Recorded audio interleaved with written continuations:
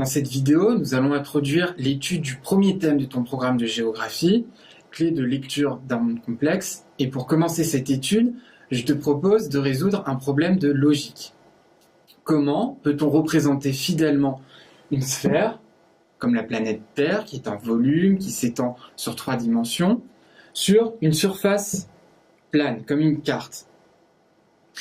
Eh bien, c'est strictement impossible. Pour représenter un volume sur une carte, on est obligé de procéder à des déformations, que ce soit sur les distances ou sur les superficies. Nous allons illustrer notre propos à travers 2 exemples de modes de projection qui sont couramment utilisés par les cartographes. Le premier concerne la projection de Mercator, c'est la plus commune, la plus classique. Alors son principal intérêt est qu'elle conserve les angles qu'il existe entre les différents points du globe. C'est-à-dire que entre 3 points choisis de façon aléatoire sur la carte, l'angle que l'on constate, par exemple ici 15 degrés, correspond à l'angle que l'on constate entre ces 3 points sur le globe. Mais l'inconvénient, en préservant les angles de cette façon, c'est qu'on est obligé de déformer les distances et les superficies. Notre deuxième exemple, la projection de Peters, présente ses avantages et ses inconvénients.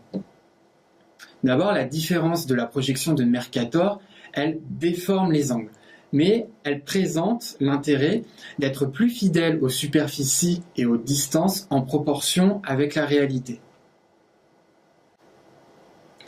Donc, par exemple, sur la projection de Peters, le Groenland, ici, apparaît 15 fois plus petit en superficie que l'Afrique. Et dans la réalité, l'Afrique est bien 15 fois plus grande que le Groenland, alors que sur la projection de Mercator, le Groenland et l'Afrique ont quasiment la même superficie.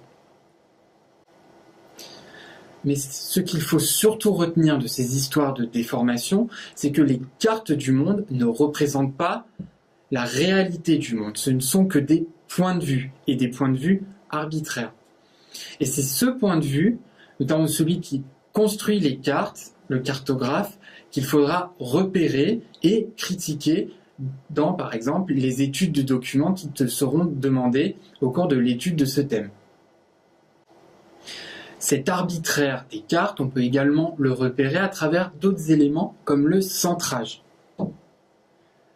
Ici, nous avons une carte qui est européocentrée, c'est-à-dire que l'Europe est située au centre, et donc on peut dire que cette carte représente le point de vue de l'Europe sur le monde.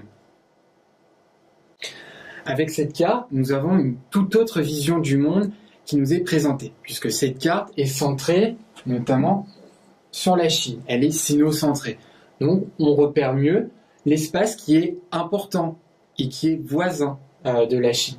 On note également au passage que, contrairement à la carte précédente, l'océan Pacifique retrouve toute sa dimension.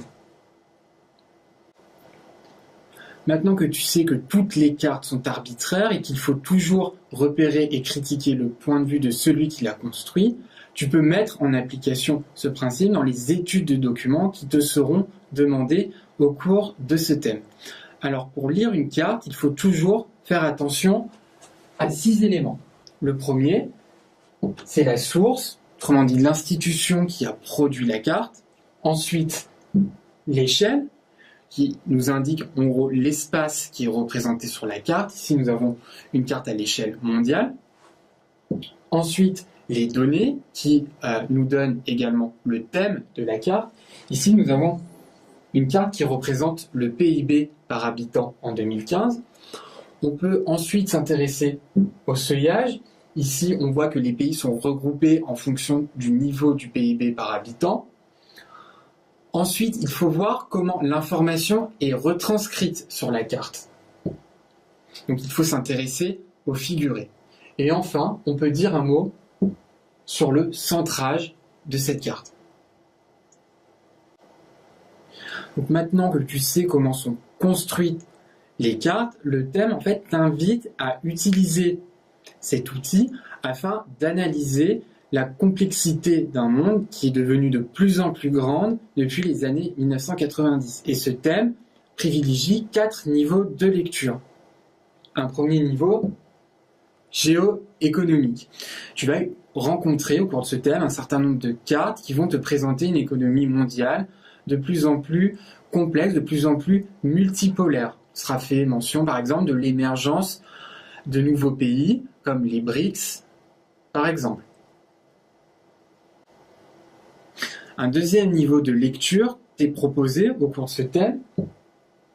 C'est un niveau de lecture géopolitique, puisque tu trouveras un certain nombre de cartes qui te décriront l'état des relations internationales, des relations entre les pays, qui se sont complexifiées, notamment depuis la fin de la guerre froide, et aussi avec l'émergence de nouveaux conflits, de nouvelles zones de conflit.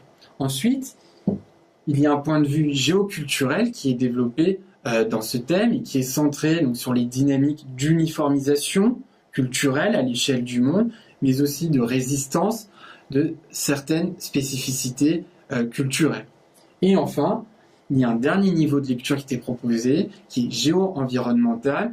Un certain nombre de cartes te présenteront, analyseront les menaces qui pèsent sur l'environnement mondial. Donc ce sont ces 4 niveaux de lecture que nous allons développer dans la prochaine vidéo.